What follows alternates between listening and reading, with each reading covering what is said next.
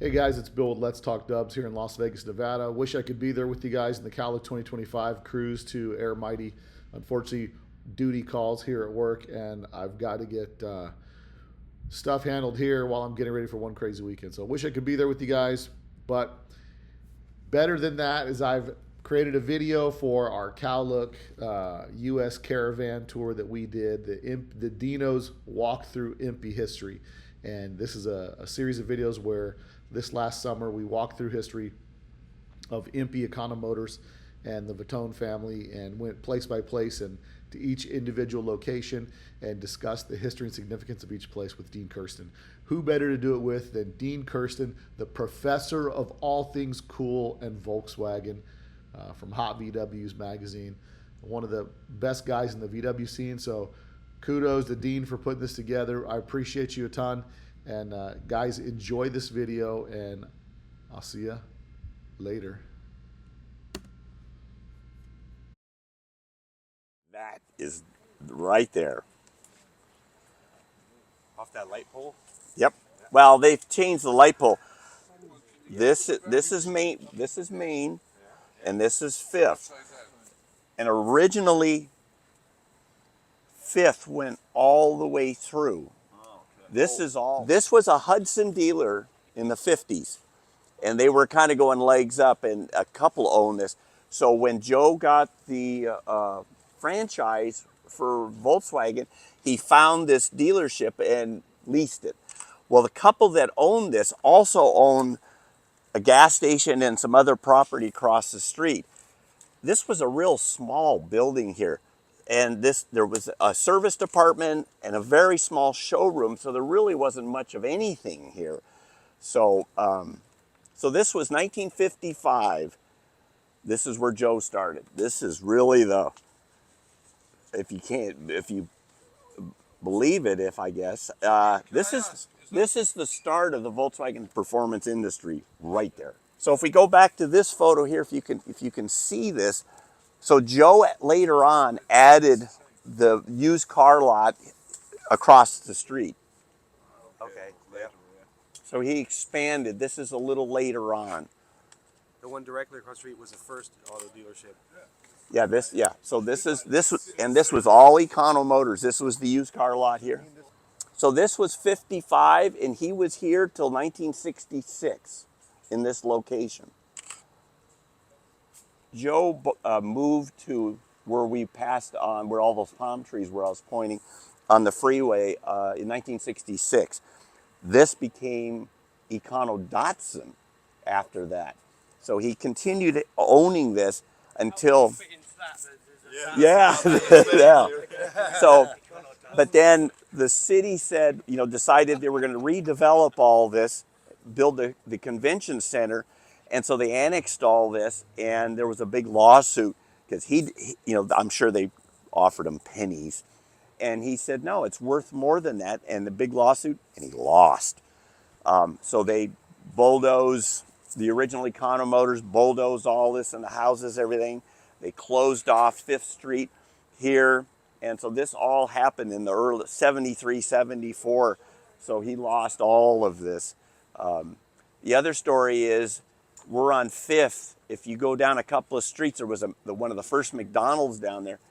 And one of his stories was that you could bring a car in that needed a clutch job or something like that.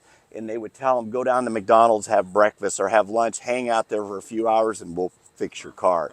That was one of their deals. There was a gas company here that the city owned about where these two trucks are. And Joe bought that. When they moved to a bigger building, Joe bought that and turned it into a strip bar, disco bar, and he called it the Gasser. And that was right at the time Daryl was racing the invention, and I thought the idea of calling it the Gasser was great. So, Econo Datsun, yeah.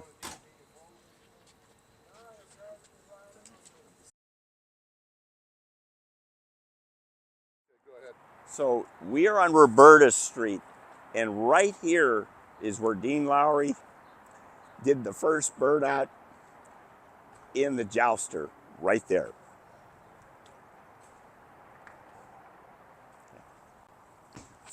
This is actually the second building, or the remodel of the first building. The original building was just a real small cinder block. So that now we're talking 1955. And so he bought this property. It's actually two parcels here. And he put the building up, and the body shop spray booth is around the corner. So that's what it had two purposes. It had being the body shop of Economotors, and it was, I'm sure he stored cars and did stuff. This is where EMPI started in 1955. Now, all the shops, if you look back here to your right and kind of in the shadow, all where the inch pincher, where Dean Lowry worked, and Darrell was along that back wall there. And so there was a row of shops against the fence there, and that's where all the EMPI R&D was over on the right. And then, like I said, on this side, you can't see it, is where the spray booth and the body shop was over there. So this got expanded about 62, I believe, 62, 63 is when they expanded it, built a corporate office, where this facade that you see here, this was all early 60s. This was the only location EMPI was. So when Joe sold Filter Dynamics in 1970-71, he retained ownership of this building till the 90s. Now that other picture, this picture here, is actually, this is Dean Lowry. This is the jouster, the ill-fated jouster that crashed at Orange County without the body. That is, you can see, that was right there that was taken. Now, also, there's that sports car graphic that the inch pincher, the rear 3/4 shot, that's in my office with the deck lid, and it was doing a burnout. Well, that's exactly where they did that shot, was right there. In fact, there's a number of burnout shots that they did go on. This was Dean's drag strip here for the inch pincher one, right up and down Roberta Street.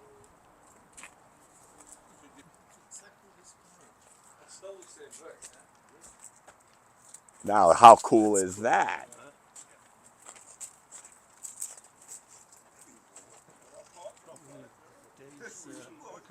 Yeah.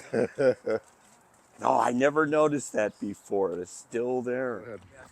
So we are at the Flaybob Airport in Riverside, and this is the location of an EMPI hangar. And so this is the second location EMPI existed in this building.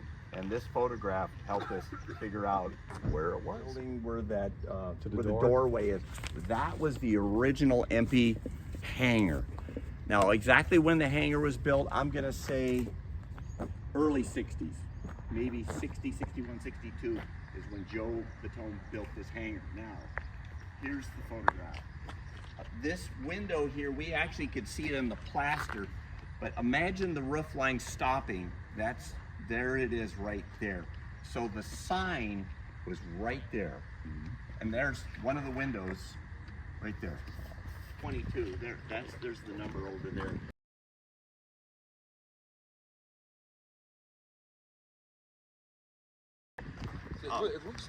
So this photograph came from Steve Lewis, and he worked for EMPI, and that you can see that's a dealer place. So this was a Sportster that he was driving around, and he met some people here, and they were about ready to take off. It was taking a picture of this and this. The car coming. It's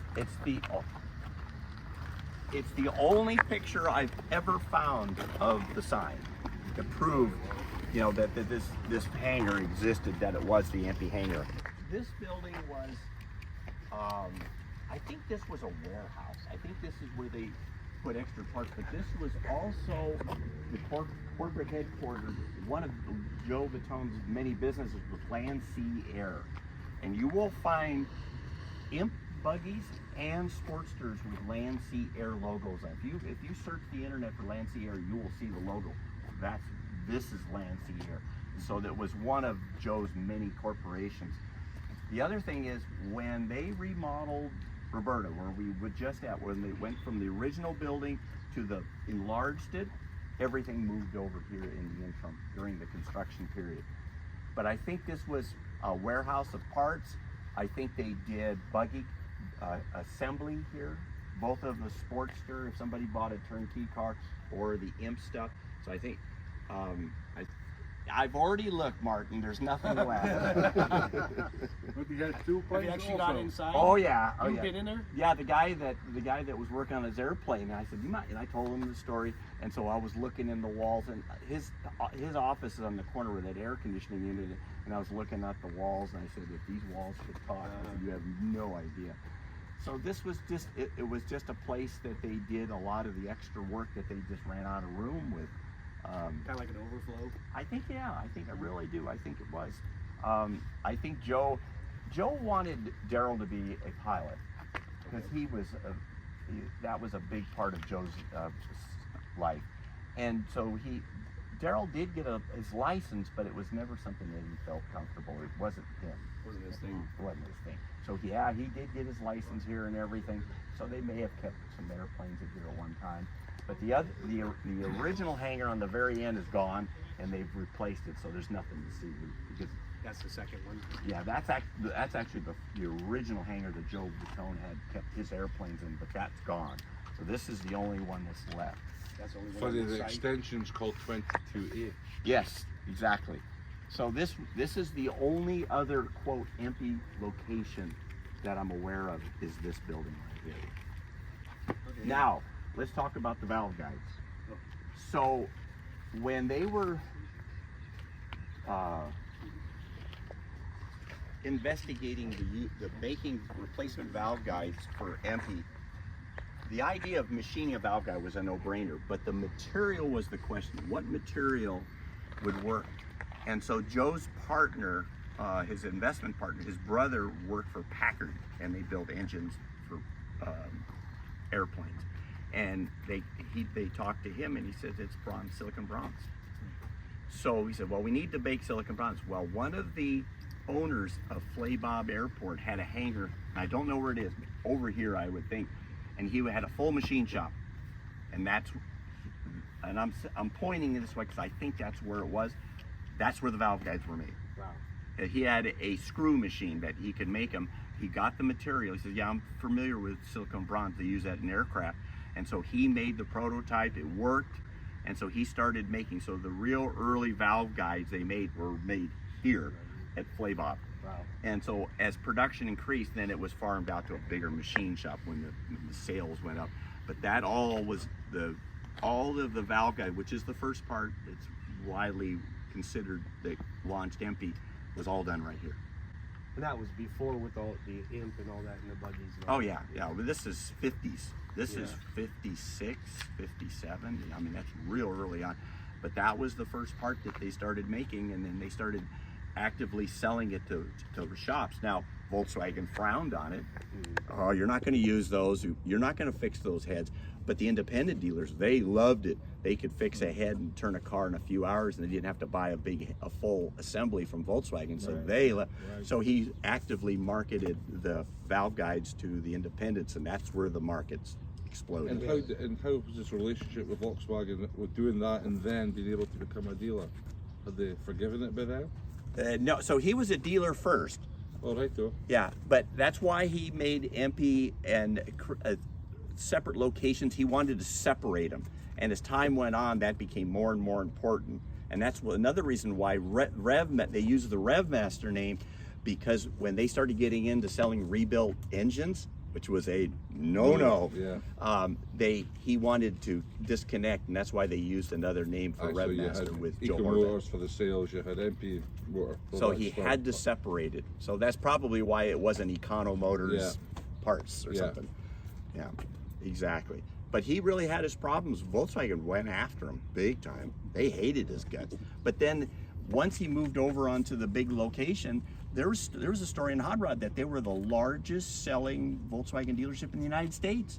So what are they going to do with them? You know? So, you know, but as they were marketing accessories like wheels and GTV kits to these dealers and putting them on the showroom, as soon as Volkswagen found out, the rep would call them and says, if you do not take that GTV car off with EMPI accessories off your showroom floor, we're pulling your franchise. And so boom, they were gone. And that really was the beginning of the end, I mean, of Economotors. Yeah. Because he realized that his goal of selling all these accessories, and it was a good idea because it was increasing the profit margin on a car, because they weren't making much crap. And so by putting wheels and all this other stuff, they were making money. So the dealers were like, yeah, this is a good idea. Everything was fine until Volkswagen says, ain't gonna happen.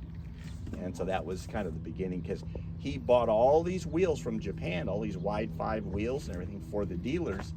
And then, like we were talking about the other night, in late '67 when they introduced the 4-bolt wheels, oops, he didn't expect that. And he had all these, you know, BRMs and wide 5 wheel Sprint Stars and stuff. And there's like, the dealers are not going to want these wheels. They're going to want 4-lug wheels. So then all of a sudden, boom, we got to make a 4-lug Sprint Star, and the whole market changed. So I think that's why the BRM never took off, because he said, well, there's no sense on making more wide 5 wheels when I can't sell them to the dealers. So that was it. Which is weird.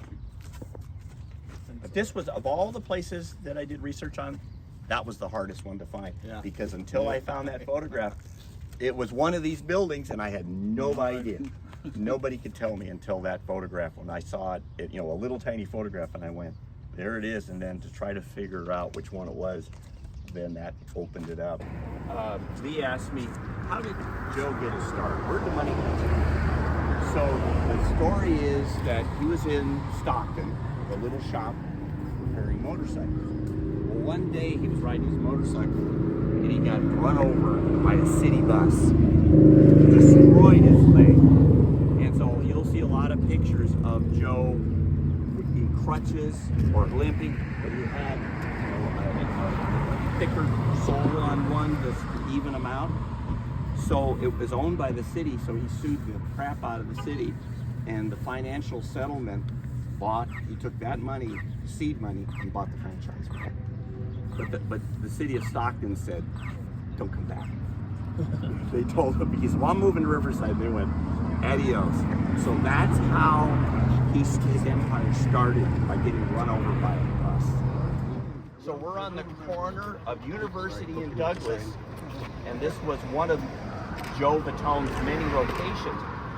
Not so much of course, the name Econo Sports Car, but it's what was behind here. And this was the original location of EMPI R&D in a remote location. And that's what we're going to go look at today. Right here, that's that intersection right here. So here there's a Richfield gas station, and there's this, at this point, it was a Toyota dealer, and there's a bunch of dealers. Joe bought this, of course. He owned this whole block. Of course he did. What's significant about this, the repair shop became EMPI R&D for Darrell. So when Dean Lowry left EMPI in 1968, Darrell became the head of EMPI R&D, but he hated working at that location because he was outside and there were too many people walking around. So his dad said, well, I've got this dealership and they're not using the service area. I'll move you in there. So then he moved here 68, 69. So this back area here, it's the only photograph I have. This was basically the race shop or EMPI R&D early on. The inch pincher one was here. So what's significant about this is that sandwich place right there on the corner of Kansas. That's where Dave Andrews was having a sandwich one day and saw the inch pincher sitting here. And so he drove over here, and that's how they met. Wow. And then later on, Darrell gave him a job. You want a job? But that's where he was. But that sandwich place has been there since the 40s, and that's where they ate all the time. It's really a good place. But that was one of their local hangouts. So we're in the back alley off of University in Douglas, and this is the location of EMPI R&D. And what's significant is this is the first M&H Revmaster for a Volkswagen. And that is that building, that house right there. Darrell wanted to get away from the original EMPI location because there was too many people in and out, and he was working outside. So Joe moved him in here. So it wasn't a very big building, but he was here for a short period of time. Now we'll look at some of the other pictures here. Same chain link fence right there. This is actually the second dyno. This is not the dyno that Russell had with one piece. This is the second generation dyno.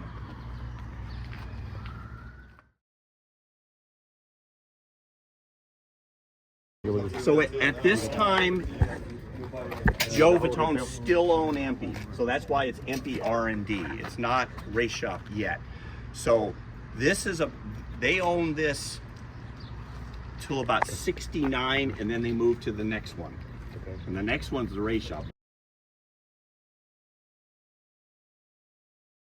We're at 1601 University, which is where the race shop was for most of its life.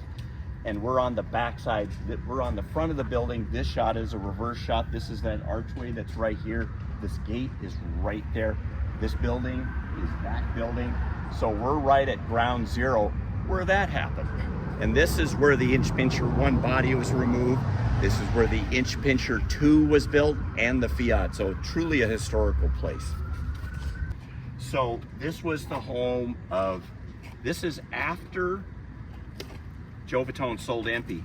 And so sold, yeah, to Filter Dynamics. Filter Dynamics didn't want to bankroll R&D. So this became the race shop, because this was bankrolled by Economotors, which Joe still owned. If you look at this picture, this is a reverse. This archway is right there. This is if you look, this is actually a Quonset hut with this facade on it. So we are standing right here. And that's Daryl, and that's Dave Andrews. The actual race shop is here, which is in that back corner. So this photo was taken from where you guys park your cars. This was taken from Arby's. You can see it was just at this time as a chain link fence. There's your, where's Russell? There's your double cab right there. And we think that this is the Pink Panther. And then this is the inch pincher off-road car, the 67. And that's Jim Bentley. And when Daryl swapped over from the inch pincher 1 to the inch pincher 2, this photo was taken right there in the open area. That is there's that building right there, and it's changed, but that's where all that happened. And then this one is taken in the same spot. This is Daryl's GMC. This is the inch pincher 2 body coming back from Economotors chopped, and this is just a dummy pan. I think that's your trailer. Russell. Yeah. And this there again, was another Quonset hut. There's the race shop back in the corner. So that was taken about where that dumpster is. So this is the inch pincher 2 coming off, and then they're going to put it on the inch pincher 1 chassis for the first time. So that all happened right there. But there was one lift, but and then when Fumio came over with Oku, that's where Fumio worked, and that's where he was porting heads until he moved to Alamo, which we're going to go to next. But this is probably the most activity, the most R&D. This is the shits right here. That's where everything happened right there. So during World War II, after World War II, there was a lot of Quonset huts built in this area, and this is one of the remaining ones still. We're on the back side of this building right here, and this was a Arby's built in 1968. As you can see, the Arby's is not even built yet. So this is pre-Arby's, pre-68. But this building is not related to the race shop, but it was owned by Joe Vittone. The race shop is actually over Dave Andrews' shoulder. So we're on the corner of Main and Alamo in Riverside, and this is quite an intersection for Volkswagen Performance. The building across the street is the old Revmaster building, which was built by Joe Horvath, and it became EMPI Engine. Mark Chalet worked here, and this was really probably the first mass production of rebuilt Volkswagen engines in the country. Close to Lee Layton, M349. when he left EMPI, he moved here. So we have Lee Layton and Fumio almost next to each other. So you got two powerhouses right there. So, and then I think Fumio was in more than one of these buildings at different times. But so Lee Layton was here until he closed his shop down, so he was here for ages. Fumio expanded and moved across the street. That big cinder block building with all of this driveway and all that, he moved there. And he did foreign car repair, he did powder coating and cylinder head boarding. So Fumio was in that building until he moved back to Japan. But that's where he was towards the end of his California run. See, what they were doing is that the whole idea of rebuilding Volkswagen engines really, I think, started here. And so guys like Joe Horvath basically bought every VW engine in California.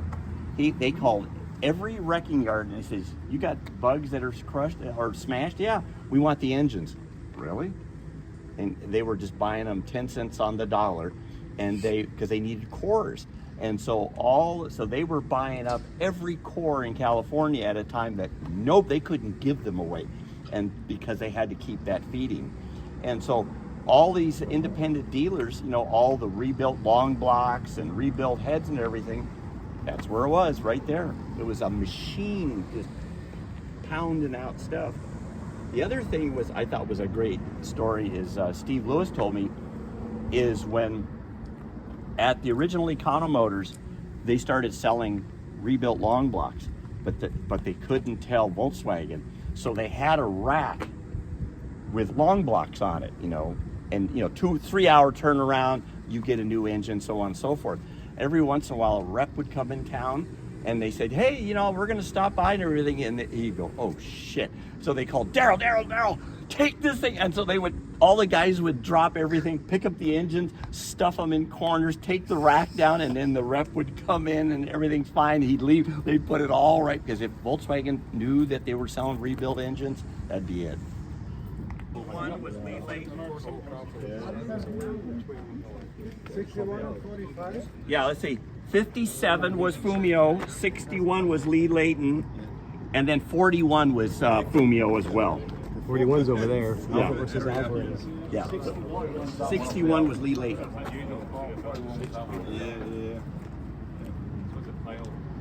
And 57 was Fumio. Mm-hmm. And then you said he bought the building across And the then street. 4,000, he owned that building. I don't think he bought it, but he may have. Or leased it. Yeah, that's where he leased it. Yeah, so I just wrote that down, yeah. Yeah, this is another Flaybob shot going the other way. So this is where we came down, we came through that gate and everything. So we're almost standing next to the hangar, looking that way from that other photo. And so there's the hangars. You already saw that. Okay. Now, just down the street, there's really not much to. This is an aerial view. And there's another picture. We're kind of down here. This is all the way back to the all the way down to the railroad track. It's like 14 acres that Joe Vittone had. You see, look at the notes. I'll get that. And then the race shop, unfortunately, the last of the race shop was this building. That's why I use it. It was way in the back. They made a metal building, and this was Daryl. This is the last of the race shop. This is where the white 67 was built, and the Fiat was here for a while. And then Daryl moved to work. There you go. So we're standing on that corner. You can see, because this was the auto center. There was domestic dealerships all up and down the street. They blocked it. They would not let a foreign auto dealer on this street. They just didn't want it. So they blew them out. So Joe Horvath of Revmaster found out that Motorola was thinking of moving, because he did defense work on it. So Joe got together with Motorola and ended up buying it before it came on the market. So none of the dealers knew. And then he ends up putting a Volkswagen dealership on the prime corner. So there's 14 acres here that Joe bought from Motorola. From that railroad track all the way to Daryl's house there. And he owned all this. And then later on, when they redeveloped Main Street, then Joe broke ground, and then Econo Datsun was built down there, kind of where it says Riverside, kind of in that area, and that became Econo Datsun, and then he put in all kinds of other dealerships. Okay, and this one is down there looking back. Oh, so we are standing here, right here, and this is the used car lot down there. So you're looking for